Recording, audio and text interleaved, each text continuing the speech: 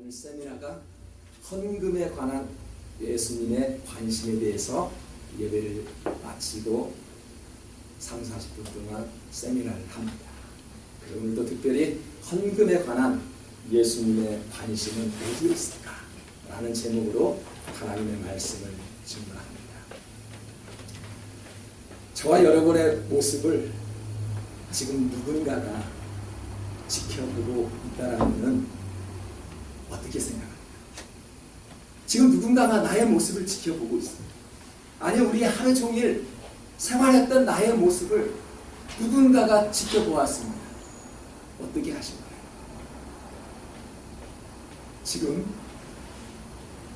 우리나라인 서울은 각 거리에마다 감시 카메라가 있습니다.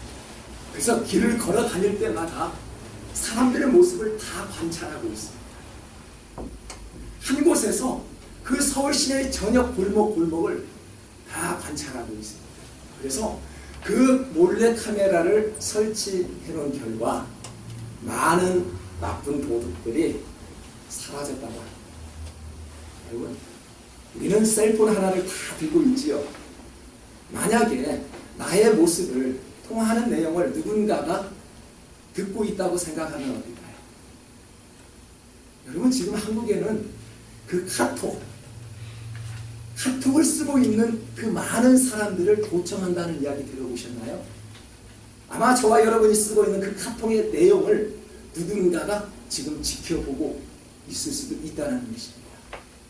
만약에 우리의 모습을 보고 또 우리의 전화 통화를 하는 내용을 누군가가 듣고 우리의 행동을 보고 계신다면 아마도 우리의 행동은 조심해야 되지 않을까라는 생각을 합니다. 그런데요, 예수님께서는 지금 헌금하는 모습을 바라보고 계셨어요. 머리털 하나까지 세시는 그 하나님이시라는데 우리의 속마음을 모르실까요? 인간을 창조하신 그분이 우리의 마음을 모르시겠냐는 이야기예요.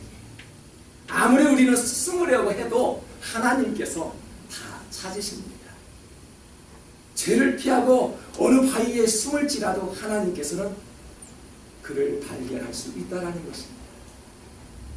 하나님은 여러 가지의 모습들을 다 살펴보고 계십니다. 그런데 성경에 나오는 오늘 이 말씀은 헌금에 관한 사람들의 모습을 지켜보고 계셨습니다. 예수님도 이처럼 우리의 행동한 모습들을 정확하게 살펴보고 계십니다. 여러분, 가정에서도요, 학교에서도요, 직장 안에서도요, 신앙생활하는 그 과정 속에서도요, 하나님께서는 바라보고 계신다는 것입니다. 마가복음 12장 41절에서부터는 헌금에 관한 내용이 나옵니다. 지금 많은 무리들이 헌금을 하는데 어떤 부자들은 많이 드렸고 어떤 가난한 여인은 동전 2개를 드렸대요. 예수님이 헌금하는 모습을 왜 이렇게 뚜렷하게 관찰하고 계실까? 의문되지 않습니까? 하나님께서는 구약시대 때부터 모세를 통해서 제사를 드리도록 하였지요. 이스라엘 자손들은 누구든지 여호와 앞에 예물을 드리거든 무엇으로? 소나 양으로 드려라 라고 가르쳐 주셨습니다. 하나님 앞에 제사를 지낼 때는요, 빈손으로 제사를 드릴 수 없다라는 것을 옛날 오래전 구약의 시대 때부터 가르쳐 주셨다는 것이죠. 여러분, 오늘 본문 3절에서 보니까 그 예물이 소의 번제이면 흠없는 수컷으로 회막문에서 여호와 앞에 기쁘게 받으시도록 드려야 한다 라고 말씀을 합니다. 하나님께 예물을 드릴 때 가장 중요한 것이 있다면 무엇일까요? 우리의 마음을 보시죠. 하나님께서 예물을 드릴 때 보고 계시는 한 가지가 있다는 것이죠. 그 예물의 종류를 볼까요? 소인지 양인지 비둘기인지를 바라보고 계십니까? 오늘날에 이르러 소와 양과 비둘기를 잡지 못하니 헌금을 드리죠. 하나님께서 과거에도 그것이 소인지 양인지 비둘기인지 그것을 보지 않았습니다. 여러분, 예수님은 예물을 많이 드린 자보다 동전 2렙돈을 드렸던 과부를 칭찬하고 있었지요. 그리고 가장 많이 드렸던 사람은 부자가 아니라 동전 2렙돈을 드렸던 과부가 가장 많이 드렸답니다. 여러분, 마가복음 2장 44절을 보니까 그들은 다 풍족한 중에서 넣었거니와 이 과부는 그 가난한 중에서 자기의 모든 소유 곧 생활비 전부를 넣었느니라 하십니다. 돈 있는 사람이 식사 한번 대접하는 거 쉬울까요? 어려울까요? 쉬워요. 많이 대접해봤나 봐요. 굉장히 쉽습니다. 내가 돈을 많이 가지고 있으면 밥 한 끼 사는 거 굉장히 쉬워요. 그런데 돈이 없어요. 제가 돈이 없을 때 커피 한 잔 사는 거 쉬워요? 어려워요? 어려워요. 정말 커피 안 샀나 봐요. 어려워요. 있을 때는 굉장히 쉽지만 돈이 없을 때는 커피 한 잔 사는 것 어려운 것이 사람의 마음입니다. 보십시오. 가난한 과부는 돈이 없는데도 자기의 생활비를 다 드렸어요. 그러니까 예수님이 그걸 보시고 그 여인이 가장 많이 드렸답니다. 이해가 가지 않아요. 2렙돈이라는 돈은 제가 설명을 드렸죠. 우리가 가진 돈 2불도 안 되는 돈입니다. 별로 값어치 없는 돈이에요. 커피 한 잔 값도 안 돼요. 제가 고급 커피점에서 가장 싼 커피를 어제 마시는데요. 2불이 넘었어요. 저의 심정은 3불 이상 커피를 안 마시는 철학이 있어요. 그런데 계산을 해보니까 3불을 주니까 동전 몇 개를 줘요. 커피 한 잔 값도 안 되는 동전 2렙돈을 드린 여인에게 예수님은 가장 많이 드렸대요. 여러분, 이 과부 여인이 동전 2렙돈 드렸던 것, 생활비 전부를 드렸다는 것은 많이 드린 거 아니에요. 생활비 전부 얼마입니까? 예수님이 보시기에 이 과부는 생활비 전부였어요. 그런데 이 과부는 생활비 전부를 다 드렸다는 것입니다. 어려운 상황 속에서도 다 드렸기에 예수님이 그 마음을 보셨다는 것입니다. 예수님께서 과부의 마음을 보셨습니다. 하나님 앞에 헌금하는 것은 우리의 준비된 마음이지요. 나의 가진 것이 없으니 예물을 드리지 않아도 된다. 여러분, 나 가질 수 없어. 가진 게 없어요. 너무너무 가난해요. 그러니 하나님, 나 없으니 하나님께서 용서해 주시겠지요. 그런 마음을 가져서는 안 된다는 것입니다. 그런 마음을 버려야 한다는 것입니다. 레위기에서는요, 부자들은 송아지나 양을 잡아서 예물을 드리도록 하나님께서 명령하셨어요. 그러면 가난한 자들은 예배를 드리지 말라는 것인가? 맞습니까? 아니요. 부자들만 교회를 다녀야 한다고요? 아닙니다. 하나님께서는 구약시대 때부터 가난한 자들도 하나님 앞에 제사를 드릴 수 있는 방법을 가르쳐 주셨는데 그게 무엇입니까? 소나 양을 잡을 수 없는 사람들에게는 무엇을? 비둘기를, 그리고 곡식 가루를 하나님 앞에 드리고도 허용했단 말이에요. 그래서 하나님 앞에 예배드리는 자는 부자만이 아니고 누구나 드릴 수 있다는 것입니다. 아마도 송아지나 양보다는 비둘기의 값이 저렴했던 것으로 생각됩니다. 그래서 가난한 자들에게 송아지, 양을 잡아오지 못하면 그 싼 비둘기가 아니면 곡식 가루라도 가져와서 하나님 앞에 예물을 드려라. 그렇게 가르쳤다는 것입니다.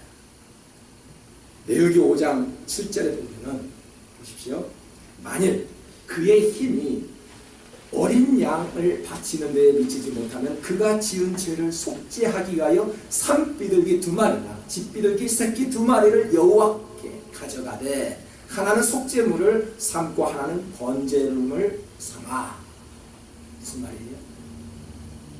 가진 것이 없으면 송아지나 양을 잡지 못하거든 산비둘기를 하나님 앞에 드릴 줄 알아야 한다는 것입니다. 송아지나 양을 가져갈 능력이 되지 않으면 가격이 좀 싼 비둘기를 가져가 제사를 드린다는 것은 뭐예요? 그 사람의 정성입니다. 정성 없이 어떻게 제사를 드립니까? 헌금에 관한 예수님의 관심은 무엇을 드리냐가 아니죠. 그 사람의 정성을 보신다는 것입니다. 하나님께서 어떠한 것을 가져왔느냐, 금덩이를 가져왔느냐, 노쇠 덩어리를 가져왔나, 그 사물을 보는 것이 아니라 하나님께서는 우리의 마음을 깨뜨려 보는 분이시기에 우리의 마음을 보신다는 것이죠. 사랑하는 사람에게 선물을 하는 것도 정성이 있죠. 최근에 생일을 맞이한 사람도 있을 것이고, 저 같은 경우에는 결혼을 했기 때문에 결혼 기념일도 있을 것이고 여러 가지 있을 것입니다. 근데 사실 저도 아내에게 미안한데 결혼 기념일 때 선물을 못 해줬어요.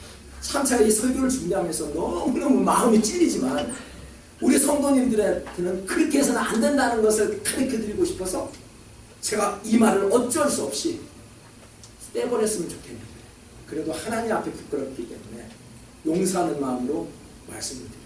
여러분, 선물 하나 하는 것도요, 정성이 있어야 돼요. 정성이 없으면은 저처럼 그렇게 뛰어 넘어갑니다. 사랑하는 사람이 있나요? 사랑하는 사람에게 다이아몬드 반지를 해주고 싶어요. 근데 돈이 없어요. 어떻게 할까요? 정성이 있는 사람 같으면은 길거리에 있는 그 가짜 반지라도 사서 끼워주면서, 이 반지는 비록 가짜지만 당신의 얼굴은 이 다이아몬드보다 더 빛이 나 하면서 반지를 끼워줬을 때 그 반지, 가짜 반지를 받은 그 배우자는, 그 커플은 너무너무 기뻐할 것 같아요. 저도 다음에는 진짜는 아니지만 가짜라도 끼워주고 싶어요. 그렇게 해야 된단 말이에요. 꽃 한 송이를 드리고 싶어요. 장미꽃 한 송이는 얼마나 비쌉니까? 지난번에 우리가 만들었던 그 꽃, 어떤 청년이 꽃을 만들어서 아버지 어머니들의 꽃을 채워드렸잖아요. 작년 어버이 주일 때. 비싼 꽃은 채워드리지 못하지만 우리가 정성스럽게 만들어 그 종이로 만든 그 꽃 카네이션 한 송이를 뽑아드릴 때 부모들의 마음은 감동을 받는다는 것입니다. 하나님의 마음이요, 그렇지 않을까요? 저는 그렇게 생각합니다. 여러분, 없다고 해서 드리지 못하는 것은 정성이 부족해서 그런 것입니다. 작은 것이라도 하나님 앞에 준비하여 드릴 줄 알아야 한다는 것입니다. 그래서 하나님 앞에 드리는 예물은 바로 우리들의 마음과 정성입니다. 얼마를 드리든지 마음과 정성이 담겨 있어야만이 하나님께서 기쁘시게 받아들이신다는 것입니다. 그러기 위해서는 우리는 예물을 드릴 때에도 미리미리 준비할 줄 알아야 합니다. 고린도전서 16장 2절을 우리 다 같이 읽을게요. 매주 첫날에 너희 각 사람이 수입에 따라 모아두어서 내가 갈 때 연고를 하지 않게 하라. 아멘. 우리 토마스 한번 읽어주실래요? On the first day of every week, each one of you should set aside a sum of money in keeping with his income, saving it up so that when I come, no collections will have to be made. 아멘. 바울은요, 고린도 교회로 하여금 연보를 미리 준비할 것을 권고했어요.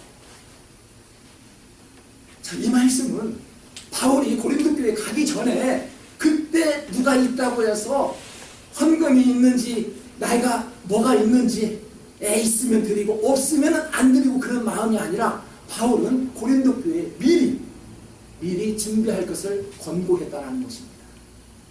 세상 사람들은요, 미래의 안락과 그런 삶의 행복을 위해서는 자신을 미리미리 준비하죠. 또 요즘에는요, 30대 40대만 되면 이제 노후를 설계한대요. 내가 노후를 어떻게 살아야 할 것인지를 준비한답니다. 그래서 좋은 직장을 위해서 하기 싫은 공부도 하죠. 좋은 직장을 갖기 위해서, 좋은 배우자를 만나기 위해서 애무도 가꿉니다. 털털하게 있으면 누가 찾아올까요? 그래서 애무도 가꾸고요. 심지어는 한국에 보니까 성형하는 사람들이 왜 이렇게 많은지 몰라요. 좋은 취업을 하기 위해서, 좋은 직장에 좋은 사람을 만나기 위해서 여자들은 얼굴을 가꾸고요. 심지어는 남자들도 성형을 하는 시대에 살고 있다는 것입니다. 우리들을 위해서는 그렇게도 준비를 합니다. 식사 한 끼를 먹기 위해서도 무엇을 먹을까, 무엇을 마실까 미리미리 준비를 하는데, 하나님 앞에 나와 제사를 지낼 때에는 준비하지 않는다는 것은 큰 잘못이라는 것입니다. 사랑하는 성도 여러분, 하나님 앞에 나아갈 때 무의식적으로 준비하지 않고 나아갈 수 없는 것입니다. 오늘 예수님은 헌금하는 자세에 많은 관심을 가지고 있지요. 주님 앞에 나와 예물을 드릴 때에도 우리가 미리미리 준비하면서 하나님께서 기뻐 받으시는 그런 예물이 될 수 있도록 저와 여러분이 주님 앞에 나올 때 하나님 앞에 정성껏 준비하는 모두가 되시기를 주님의 이름으로 축복합니다. 하나님